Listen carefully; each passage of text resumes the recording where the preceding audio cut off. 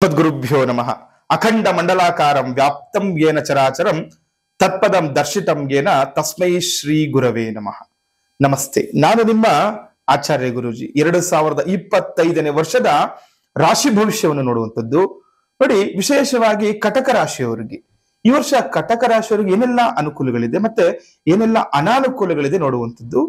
ಕಟಕ ರಾಶಿಯವರಿಗೆ 2025ನೇ ವರ್ಷ ಪ್ರಮುಖ ಸಮಸ್ಯೆಗಳಿಂದ ಪರಿಹಾರವನ್ನು ಕಾಣಬಹುದು ಅಂತ ನೋಡಿ. ಯಾರೆಲ್ಲ ತುಂಬಾ ಕಷ್ಟ ಬೀಳ್ತಾ ಇರ್ತೀರಾ, ಪ್ರಮುಖ ಸಮಸ್ಯೆಗಳು ಏನಿರುತ್ತೆ, ಯಾವ್ದು ಮದುವೆ ಆಗ್ತಾ ಇರಲ್ಲ, ಅಥವಾ ಮಕ್ಕಳ ಸಮಸ್ಯೆ ಇರುವಂತದ್ದು, ಸಂತಾನ ಆಗ್ತಾ ಇರಲ್ಲ, ಅಥವಾ ಯಾವುದೋ ಒಂದು ಆರೋಗ್ಯದ ರೀತಿಯಲ್ಲಿ ತುಂಬಾ ಕಷ್ಟ ಪಡ್ತಾ ಇರ್ತೀರಾ, ಇವೆಲ್ಲವಕ್ಕೂ ಕೂಡ ನಿಮ್ಗೆ ಈ ಪ್ರಮುಖ ಸಮಸ್ಯೆಗಳಿಗೆ ನೀವು ಪರಿಹಾರವನ್ನು ಕಂಡುಕೊಳ್ಳುವಂತಹ ಲಕ್ಷಣಗಳು ಕೂಡ ಗೋಚರ ಆಗಿರುವಂತದ್ದು. ಹಾಗೆ ಈ ವರ್ಷ ಕಟಕ ರಾಶಿಯವರಿಗೆ ಅತ್ಯಂತ ಉತ್ಸಾಹ ಹಾಗೂ ಶಕ್ತಿದಾಯಕವಾಗಿರುತ್ತೆ ಅಂತ ಕೂಡ ಹೇಳ್ಬೋದು.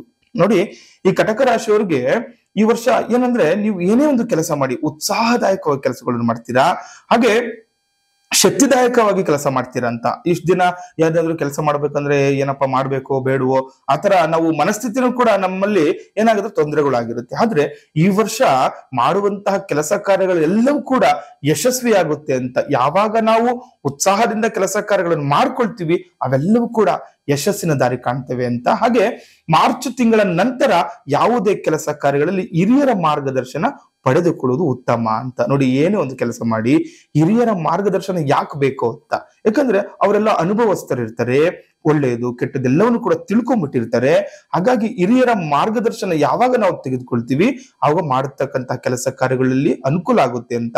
ಮಾರ್ಚ್ ತಿಂಗಳ ನಂತರ ಮಾಡುವ ಯಾವ್ದೊಂದು ಉದ್ಯೋಗ ಪ್ರಾರಂಭ ಮಾಡ್ಬೇಕಾ, ಅಥವಾ ಯಾವುದೋ ಒಂದು ವ್ಯಾಪಾರ ಪ್ರಾರಂಭ ಮಾಡೋದಕ್ಕೇನೋ ಏನೇ ಮಾಡಿ ನೀವು ಸ್ವಲ್ಪ ಗೊತ್ತಿರೋರ ಹತ್ರನೋ ಅಥವಾ ಹಿರಿಯರಿಂದ ಅದನ್ನು ನೀವು ಹಿರಿಯರ ಸಹಾಯವನ್ನು ತೆಗೆದುಕೊಂಡಾಗ ನಿಮ್ಗೆ ಅನುಕೂಲ ಆಗುತ್ತೆ ಅಂತ ಕೂಡ ಹೇಳ್ಬೋದು. ಯಾವುದೇ ರೀತಿಯ ಸಮಸ್ಯೆಗಳಿದ್ರು ಕೂಡ ನಿಮ್ಗೆ ಪರಿಹಾರ ಕೂಡ ದೊರಕುವಂಥದ್ದು ಕೂಡ ಗೋಚರ ಆಗಿರುತ್ತೆ. ಹಾಗೆ ಮೇ ತಿಂಗಳ ಅಂತ್ಯದಲ್ಲಿ ಲಾಭವನ್ನು ಉಂಟು ಮಾಡುತ್ತೆ ಅಂತ ಹೇಳುತ್ತೆ. ನೋಡಿ, ಮೇ ತಿಂಗಳ ಅಂತ್ಯದಲ್ಲಿ ನಿಮ್ಗೆ ವಿಶೇಷವಾಗಿ ಮಾಡತಕ್ಕಂತಹ ಕೆಲಸ ಕಾರ್ಯದಲ್ಲಿ ವ್ಯಾಪಾರಗಳಲ್ಲಿ ಅಭಿವೃದ್ಧಿ ಹೊಂತೀರಾ, ಲಾಭವನ್ನು ಕೂಡ ನೀವು ನಿರೀಕ್ಷೆ ಮಾಡಬಹುದು. ಹಾಗೂ ಮೇ ತಿಂಗಳ ನಂತರ ವಿನಾಕಾರಣ ಖರ್ಚುಗಳು ಹೆಚ್ಚಾಗುವಂಥದ್ದು. ಹಾಗಾಗಿ ನೋಡ್ಕೋಬೇಕು, ಮೇ ತಿಂಗಳ ನಂತರದ ದಿನಗಳಲ್ಲಿ ನೀವು ಖರ್ಚು ಹೆಚ್ಚಾಗುತ್ತೆ ಅಂತ ಹೇಳುವುದರಿಂದ ನೀವು ನಿಯಮಿತವಾಗಿ ಹಿಡಿತದಲ್ಲಿ ನೀವು ಆರ್ಥಿಕವಾಗಿ ತೊಂದರೆಗಳನ್ನು ಅನುಭವಿಸ್ತೀರಾ. ಹಾಗಾಗಿ ಹಿಡಿತದಲ್ಲಿ ಖರ್ಚುಗಳನ್ನು ಮಾಡಬೇಕು. ವಿನಾಕಾರಣ ಖರ್ಚುಗಳು ಹೆಚ್ಚಾದ್ರೆ ಅದರಿಂದ ನೀವು ತೊಂದರೆಗೀಡಾಗ್ತೀರ ಅಂತ ಕೂಡ ಹೇಳುವಂಥದ್ದು.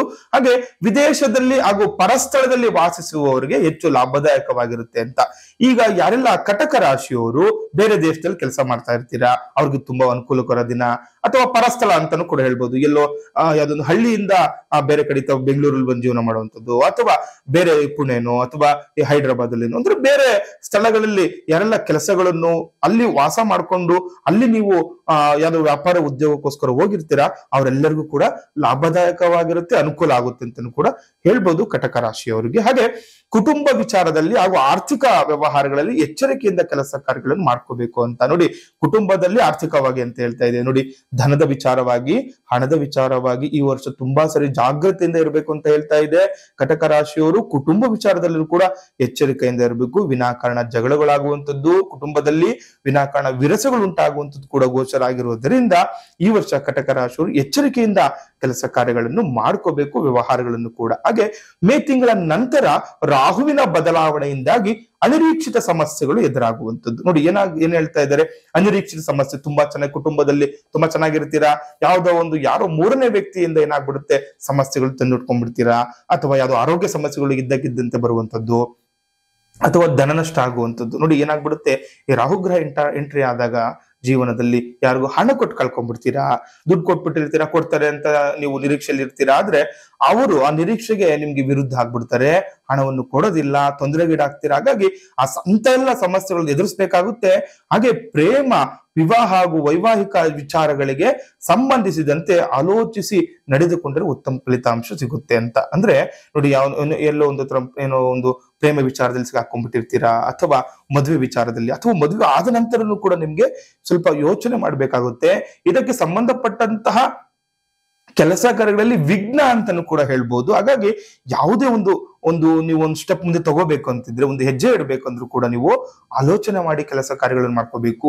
ಈ ಪ್ರೇಮ ವಿಚಾರದಲ್ಲಿ ನಮ್ಗೆ ಅನುಕೂಲ ಆಗುತ್ತೋ, ಅಥವಾ ಮುಂದೆ ತೊಂದರೆ ಇದೆಯೋ, ಅಥವಾ ಕುಟುಂಬದಲ್ಲಿ ಏನಾದ್ರೂ ತೊಂದರೆ ಇದೆಯೋ, ಇದೆಲ್ಲವನ್ನು ಕೂಡ ನೀವು ಆಲೋಚನೆ ಮಾಡಿ ನೀವು ಫಲಿತಾಂಶವನ್ನು ಮಾಡ್ಕೊಂಡಾಗ ನಿಮ್ಗೆ ಉತ್ತಮ ಫಲಿತಾಂಶವನ್ನು ಕೂಡ ನೀವು ನಿರೀಕ್ಷೆ ಮಾಡಬಹುದು. ಯಾಕೆಂದ್ರೆ ನಾವು ನಾವು ಯಾವಾಗ ಯಾವುದೋ ಒಂದು ಕೆಲಸವನ್ನು ನಾವು ದೃಷ್ಟಿ ಇಟ್ಟು ಕೆಲಸ ಕಾರ್ಯಗಳನ್ನು ಮಾಡ್ಕೊಂಡಾಗ, ನಾವು ಪ್ರಜ್ಞೆಯಿಂದ ಕೆಲಸ ಕಾರ್ಯಗಳನ್ನು ಮಾಡ್ಕೊಂಡಾಗ ಅನುಕೂಲ ಆಗುತ್ತೆ ಅಂತ. ಹಾಗೆ ಈ ವಿದ್ಯಾರ್ಥಿಗಳು ಅಭ್ಯಾಸದ ಕಡೆ ಹೆಚ್ಚಿನ ಗಮನ ಕೊಡಬೇಕು ಅಂತ ಹೇಳ್ತಾ ಇದೆ. ನೋಡಿ ನೋಡಿ, ಯಾರೆಲ್ಲ ಕಟಕ ರಾಶಿಯವರು ವಿದ್ಯಾರ್ಥಿಗಳು ಇರ್ತೀರಾ, ನಾವು ಸಾಮಾನ್ಯವಾಗಿ ವಿದ್ಯಾರ್ಥಿಗಳ ಬಗ್ಗೆ ತುಂಬಾ ಹೇಳ್ತೀವಿ. ಯಾಕಂದ್ರೆ ಈ ವರ್ಷ ಏನೋ ಓದ್ಬೇಕು, ನಾವು ಏನೋ ಮಾಡ್ಬೇಕು ಅನ್ಕೊಂಡಿರ್ತಾರೆ. ಆದ್ರೆ ನೀವು ಹೆಚ್ಚಿನದಾಗಿ ಅಭ್ಯಾಸದ ಕಡೆ ಗಮನವನ್ನು ಕೊಟ್ಟಾಗ ನಿಮ್ಗೆ ಅನುಕೂಲ ಆಗುತ್ತೆ ಅಂತ ಕೂಡ ಹೇಳ್ಬೋದು ಕಟಕ ರಾಶಿಯವ್ರಿಗೆ. ಇನ್ನು ಏನಾದ್ರೂ ತೊಂದರೆಗಳಾದ್ರೆ ಏನ್ ಮಾಡ್ಬೇಕು, ಏನ್ ಪರಿಹಾರಗಳು ಗುರುಜಿ ಅಂತ ಕೇಳಿದಾಗ, ನೋಡಿ, ಈ ಅರಳಿ ಮರಕ್ಕೆ ಜಲವನ್ನು ಹಾಕುವುದರಿಂದ ನಿಮ್ಗೆ ಅನುಕೂಲ ಆಗುತ್ತೆ ಅಂತ. ಅಂದ್ರೆ ಊರಲ್ಲಿಗಳಲ್ಲಿ ಅರಳಿ ಮರ ನೋಡಿರ್ತೀವಿ, ಅಥವಾ ಇವಾಗ ಸಾಮಾನ್ಯವಾಗಿ ಸಿಟಿಗಳಲ್ಲಿ ಕೂಡ ಅರಳಿ ಮರನ್ನು ಪೋಷಣೆ ಮಾಡಿದ್ದಾರೆ.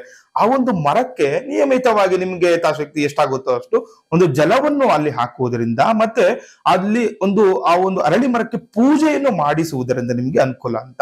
ಒಂದು ಅರಳಿ ಮರಕ್ಕೆ ಒಂದು ದಾರವನ್ನು ಸೂತ್ರವೇಷ್ಟನ ಮಾಡುವಂಥದ್ದು, ಅಥವಾ ಅಲ್ಲಿ ಒಂದು ಅರಿಶಿನ ಕುಂಕುಮ ಇಟ್ಟು ಒಂದು ಊದುಬತ್ತಿಯಿಂದ ಪೂಜೆ ಮಾಡುವಂಥದ್ದು, ಈ ರೀತಿ ಅಗರಬತ್ತಿಗಳಿಂದ ಪೂಜೆ ಮಾಡಿಕೊಂಡು ನಮ್ಗೆ ನಿಯಮಿತವಾಗಿ, ನಿಮ್ಗೆ ದಿನ ಮಾಡ್ಬೇಕು ಅಂತ ಏನಿಲ್ಲ, ನಿಮ್ಮ ನಕ್ಷತ್ರ ಯಾವಾಗ ಬರುತ್ತೆ ನೋಡ್ಕೋಬೇಕು. ಆ ಒಂದು ಜನ್ಮ ನಕ್ಷತ್ರದಿಂದ ಈ ಒಂದು ತಂತ್ರವನ್ನು ಮಾಡ್ಕೊಂಡಾಗ ನಿಮ್ಗೆ ಅನುಕೂಲ ಆಗುತ್ತೆ ಅಂತ ಕೂಡ ಹೇಳ್ಬಹುದು ಕಟಕ ರಾಶಿಯವರಿಗೆ.